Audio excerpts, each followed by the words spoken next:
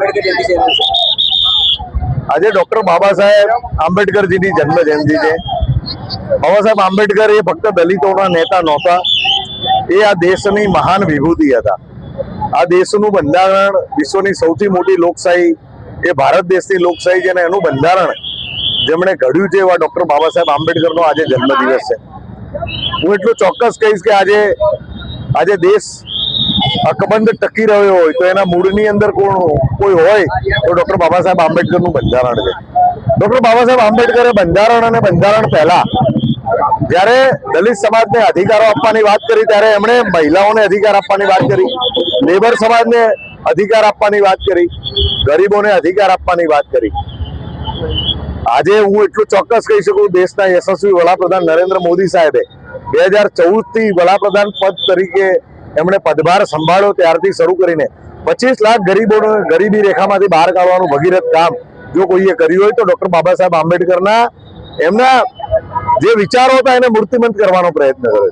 અને આજે હું એટલું ચોક્કસ કહી શકીશ કે આ 16, 17, 18 એપ્રિલના રોજ લોકસભાની અંદર એક બિલ આવવા જઈ રહ્યું છે, મહિલા આરક્ષણ બિલ।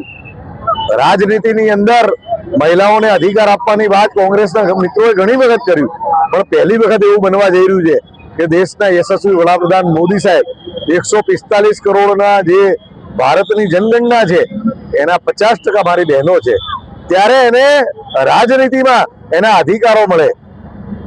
એ વખતે ડોક્ટર બાબા સાહેબ આંબેડકરે મહિલાઓના અધિકાર માટે લોકસભામાંથી રાજીનામું આપ્યું હતું।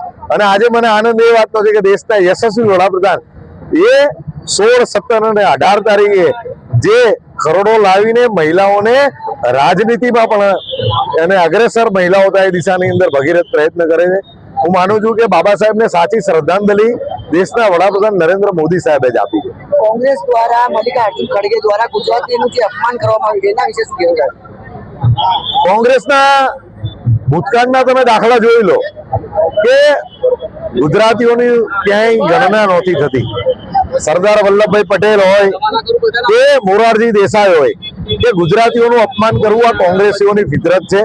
અને હું એટલું ચોક્કસ કહી શકું કે આજે દેશના વડાપ્રધાન તરીકે નરેન્દ્રભાઈ ત્રીજી વખત ચૂંટાઈને વડાપ્રધાન બન્યા છે, નહીં કે વારસાઈ રીતે આયા હોય।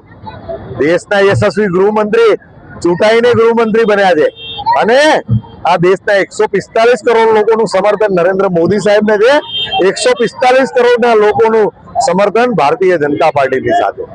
એટલે કોંગ્રેસના લોકો એ નરેન્દ્રભાઈ, અમિતભાઈ શાહ, સરદાર વલ્લભભાઈ પટેલ એમની જે અંદરની એમના માટેની જે વેદના છે ને એ બહાર લાવીને ગુજરાતીઓનું અપમાન કરે છે। પરંતુ હું એટલું ચોક્કસ આપના માધ્યમથી કહીશ કે ગુજરાતી એ ખમીરવંતા ગુજરાતી છે। ખડગેના એ નિવેદનને યાદ રાખશે અને મહાનગરની કોર્પોરેશનની ચૂંટણીની અંદર કોંગ્રેસના ઉમેદવારોની ડિપોઝિટ જાય એવો ભગીરથ પ્રયત્ન કરશે।